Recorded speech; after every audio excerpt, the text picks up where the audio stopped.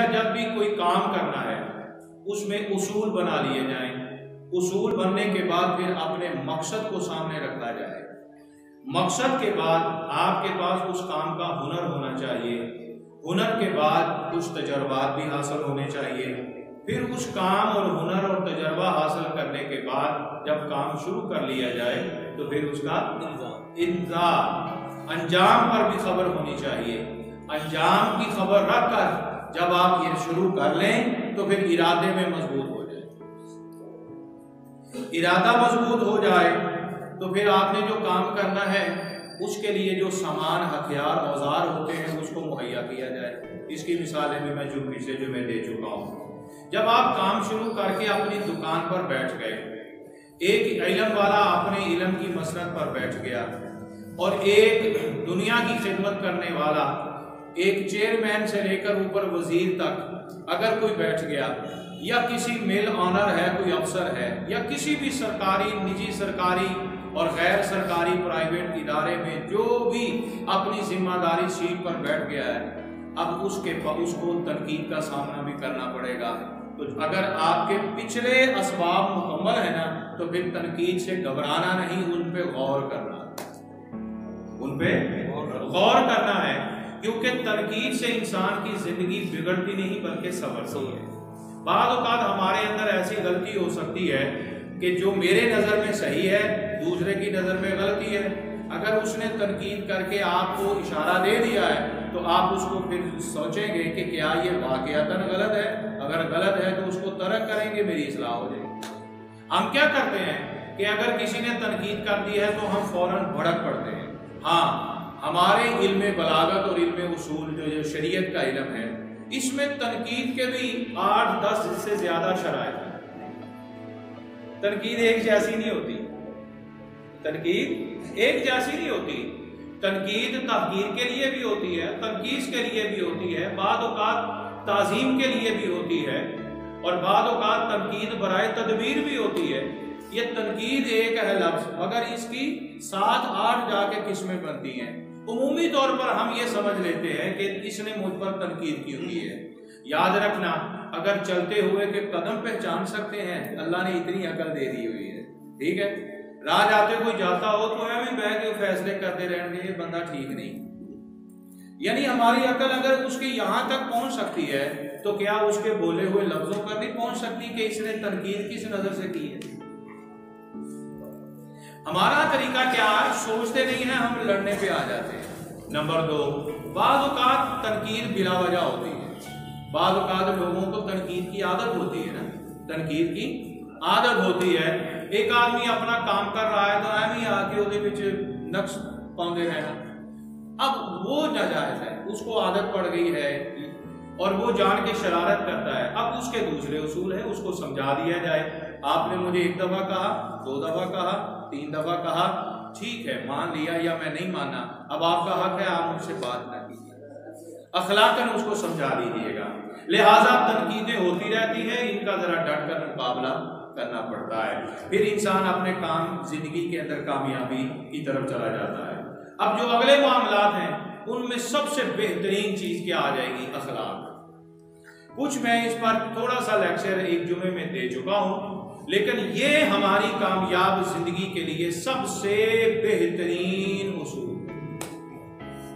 एक बंदे के पास हुनर भी आ गया, तजर्बा भी आ गया, उसके पास औजार भी मौजूद हैं, अड्डा भी ठीक है, दुकान, मकान सब कुछ बेहतरीन है, वो तनकीद भी नहीं करता या सुन भी लेता है बाद औक़ात, लेकिन अपना जो रोजमर्रा का मामूल है, लोगों के साथ, खानदान के साथ, दोस्तों के साथ, उसका अखलाक अच्छा नहीं है, बदतमीज बड़ा है या उसका करैक्टर ठीक नहीं है, तो फिर याद रखना, ना आपका हुनर आपके काम आएगा, ना आपका तजर्बा काम आएगा। लोग आपके काम और हुनर को नहीं देखेंगे, आपके अखलाक को देखेंगे। क्या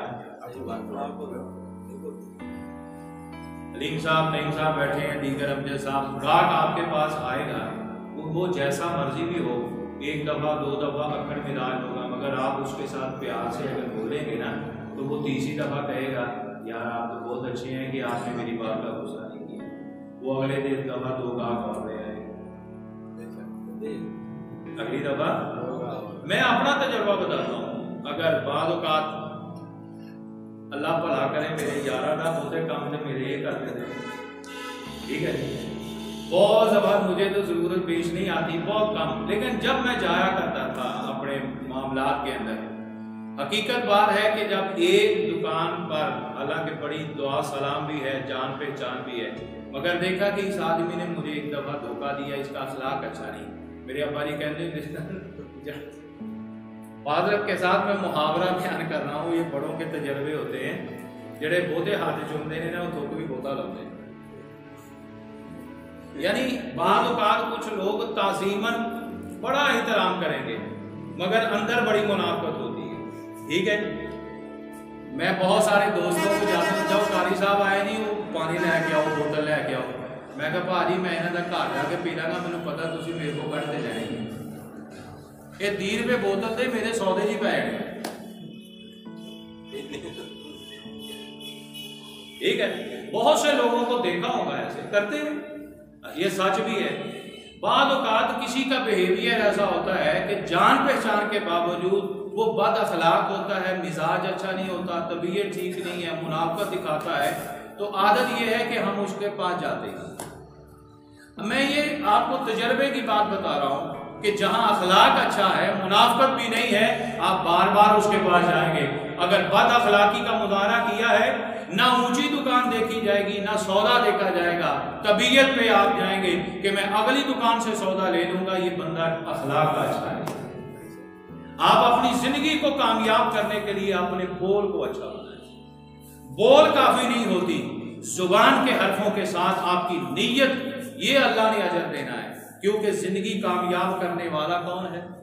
तो अल्लाह फिर जुबान को नहीं देखता, अल्लाह तुम्हारे दिलों को देखता है।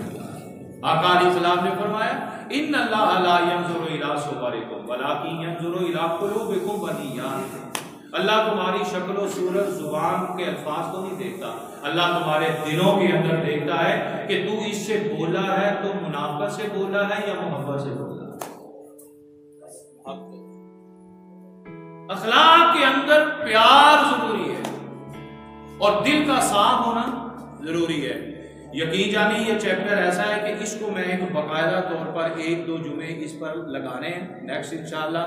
ये हमारी कमजोरी है, हमारे मुआशरे के अंदर बहुत ज्यादा नाकामियों का सामना इसी की वजह से करना पड़ता है। हमारे रिश्तेदारियां इसी वजह से टूट जाती हैं, हमारी दोस्तियां इसी वजह से खराब हो जाती हैं, यहाँ तक कि हमारा और खुदा का रिश्ता बंदगी जो है वो भी इस अखलाक की वजह से जुड़ता भी है, टूटता भी है। और आज मेरी बात याद रख लेना, आप चाहते हैं ना कि आप एक चाय के खोखे से लेकर अगर एक अच्छे रेस्टोरेंट तक जाना चाहते हैं, सबसे पहले नीयत और खुदा पे तवक्कुल करना सीख लें। देखें खुदा करीम ये कामयाबियां आपके पीछे कैसे लगा देगा।